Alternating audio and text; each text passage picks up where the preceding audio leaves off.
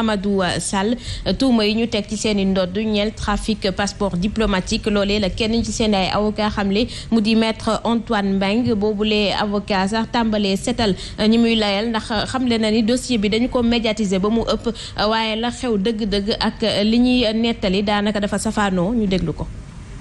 procès bi li ñuy yàkkamti la parce que man ci ñi jàpp ni téye nit ci kaso te atteguñ ko warul yàgg donc tey jii bu fekkente ne tuumal nañu leen yoon teg leen loxo gis jàpp ni dinañ leen atte bés nangam dañ ko war a rafetlu rek ci gaawaay bi mais ñu ngi pare taxaw tem pour jàppale leen ñu génn parce que dañoo jàpp ni ñoom ay victimes lañu plus qu'autre chose quoi tey ñu ciy wax réel nañ ko màggal nañ ko ndax li ñu doon député doon ay député wu nguur gi nañ ko wax tax na ba affaire bi mel na ni ñu jéggi dayo waaye boo xoolee ci fee yi lu yomb éclairé la moo tax juge bi gaaw cee pare yónnee leen pour ñu atte leen la ñu doon ay député wu nguur gi la moo tax mbir mi xaw a jël ampleur mais mbir mi lu dara boo ko xoolee ba ci biir. yéexaay Ndeye Dimet amoon na diggante bi coow li feeñee ak laata assemblée di ci àddu waaye ñu nemmeeku ne depuis boobu yëf yi ñu ngi koy baral tey ndax yaakaar nga ni dëgg dina feeñ. Man de nañu am njort bu rafet. wante de mbir mi moom pour man affaire bi révélé gul secret yëpp. parce que ci biir affaire étrangère jàpp nañ fa ñaari agent cité nañ leen fa. présidence de la république aussi tamit tudd nañ leen ci mbirum passeport ak ñi nga xamante ne nii jàpp nañ leen fii ci Ouest Foire. sans compter ak affaire Kilifeu Simon mi nga xam ne ñoom it am nañ liberté provisoire donc mbir mi chaîne la bu ñu war a topp. def la remontée ba jàpp ñi nga xamante ni ñoom ñëpp dañu impliqué wu ci mbir mi maintenant nag est-ce que yoon dina def liggéeyam jusqu'au bout xadi tey loolu mooy laaj bi jar a samp parce que man su ma amul réponse des fois man daf may jaaxal aujourd'hui est-ce que nguur gi am na volonté dem ba mbiri leer xam nga kaaw Barthélémy Dias ñu ngi koy wax fii keroog mënuñu jël tey bëgg a àtte nit te demuñu ba gëstu les commanditaires mbirum passeport diplomatique itam noonu la ñi nga xamante ne ni ba léegi si itam dañuy bénéficier wu présomption d'innocence mais man dama jàpp ni su ëllëgee yoon li mu dogal moo xam def nañ wala defuñu man jàpp naa ni toujours cerveau bi ba léegi kenn inquiété wu ko te tant que cerveau boobu nag kenn démantelé wu ko ba léegi coowal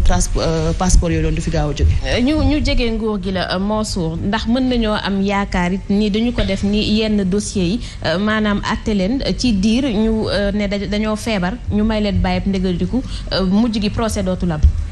mun naa nekk comme yeneen dossiers yi fi ñu doon jaar. man avocat bi doon comprendre naa ko parce que il faut mu protéger ay clients il faut que mu défendre leen mais ni ñu médiatiser yeneen dossiers yi am dayo bi mu am la ñu ko médiatiser kese. joxuñu ko benn particularité parce que li tax ñu teg leen loxo moo graaw muy nit ku mel ni man aw ma benn fonction ci nguur gi aw ma lenn lu ma ko jàppandalal xaalis man maa tax ma am passeport diplomatique. loolu képp kuñ ci joxoñ la nga def daa graaw. jaadu na ñu médiatiser ko bu baax loolu benn la ñaareel bi ci des dañu féete Benno Bokk Yaakaar ci wàllu politique tax ñu signe leen fang raison de plus. dañu bokk ci féeteek nguur gi am ay avantages yu mën a nekk député xëy na bu du woon la ñu féetee nguur gi duñ ko doon war naa tax ñu setal seen bopp ñoŋaale waale nguur gi. ñetteel bi ci des mooy dama bëgg enquête bi ni comme ni mu waxee ni dossier bi taxul noonu ba tax na juge bi gaaw na ko xool ñu jublu ci àtte foogeewu ma ko noonu parce que dossier bi mënut a tuuti. ñoom ñaar lañ ci jàpp ak ñeneen ñaar ñu nekk affaire étrangère mais bul fàttali ci information yi am na ay mariage am na ay divorce am na ay xale yeneen yu ci am yooyu yëpp boo ko dajalee certificat de mariage fan lañ koy defaree divorce fan lañ koy defaree. te ci mariage yi sax doguma la moo sax am na ci góor ak góor loolu itam am na xëy na leneen lu muy nëbb. te loolu moo xam nga loolu moo graaw. loolu beneen plus la bu ci amaat nga xam ni kon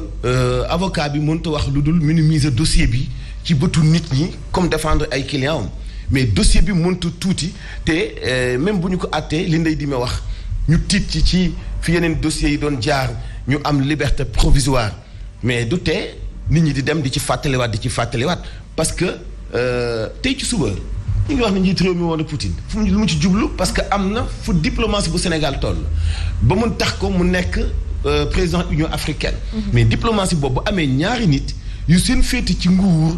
moo tax ñu ci jëfandikoo doxalin woo xam ni day tilimal boobu la diplomatie war nañu taxaw dénoncer ko parce que réew mi moomu leen dossier bi kon ni ko avocat bi tuutale foog naa ne du yombe nit ñi ñu ngi leen di xool ba xam dañu leen di patamee jox leen LP ñu dem toogi. ñu classé ko comme yeneen dossiers yi wala déet bu boobaa itam ñu continuer di ci wax rek parce que it nag lii mënut a ñàkk ay sanctions te njoxtu naa ni itam enquête bi war na mën a gën a xóot sax nag. parce que am na ay non-dits. comme ni ko Mansour waxee Pa Assane dossier bu du lu ndaw te circuit la kon procès bi bu commencé ay révélation mën na cee génn. alors bismillahi rahmaani rahim maa ngi leen di nuyu bu baax. Khady. lu nekk lu ne nañuy xool lu tax moom ak na mu amee ak fan la ñu jëm. aujourd'hui un procès pareil logique la. daa am ku ñuy wax président Macky Sall moo jiite Union africaine donc lépp loo xam ne dafay entacher cette image là foofu ñu teg ko de côté. procès dina am coow li mooy li Mansour wax ak Ndeye Dimet. bu amee ban résultat la ñuy am te man jàpp naa ni sanction sax mën na am. mais coow li mooy sanction buy am su ma ñàkkee maandu man dama naan sanction bi dina lalu ci waxtaan kan la ñuy waxtaanal ñan la ñuy waxtaanal parce que ñaar ñi est-ce que dañuy war a nangu nekk ay bouc émissaire ñoo xam ni dañ leen di jël bon les gars il va falloir que vous acceptiez que ma ñàkk maandu laa wax sama xelab bopp. après est-ce que dinañ ko nangu ou pas je ne pense pas que ñu ñàkk koo nangu bu fekkoon loolu am na hypothèse la. mais au-delà bu amul. logique la ñu sanctionné leen mais ki leen di sanctionné problème bi mooy est-ce que sanction bi dafa war a yem ci ñaar ñooñu kese la parce que quoi qu'on puisse dire kii di Aïssata Tall Sall bi mu ñëwee moom mbir mi dem jógewul ci moom dafa ñëw fekk mbir mi présidence di ko gérer récupérer waat ko kon lu ni mel bu amee est-ce que ñaar ñi dañ leen a war a téye bàyyi présidence ak ña fa nekk ak ña nekk ca chaîne bi laaj la boo xam ne mën nañ ko poser mais luy wóor ba wóor mooy fa mbir mi sokkee ko di source bi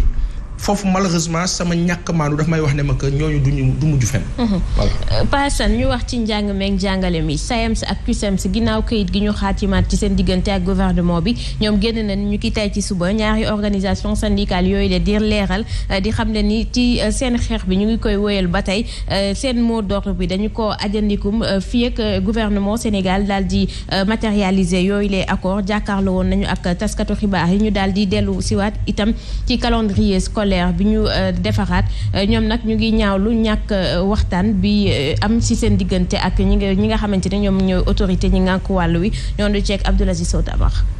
jooyanti bu ñu indi ci calendrier scolaire bi benn waxtaan doxu ci diggante syndicat ak gouvernement bu ñu sukkandikoo ci waa SAEMS ak waa CUSEMS ñaari syndicat yi ne ñu ngi toog di xaar. Ce calendrier qui a été réaménagé nous l'avons reçu au même titre que vous. Bon, le ministère assumera. donte lu war a tolloog ñetti weeru grève amal nañ ko teewul syndicaliste yi di dalal xel yi ne waxtu ñu war a jàng dina mot ñu jaaree ci itam naqarlu anam bi ñu daggee lenn ci seeni salaire ndax ñàkku jàngale. jàngalekat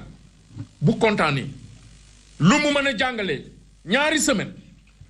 mën na ko jàngale en une semaine. bu grève amul sax boo demee ci école yi samedi ñu ngi def rattrapage mercredi ñu ngi def rattrapage. ñaari syndicat yi di dànkaafu ngir ñu sàlloog accord yi ndax ñu ne grève gi dañ ko dakkandil kese waaye jeexul.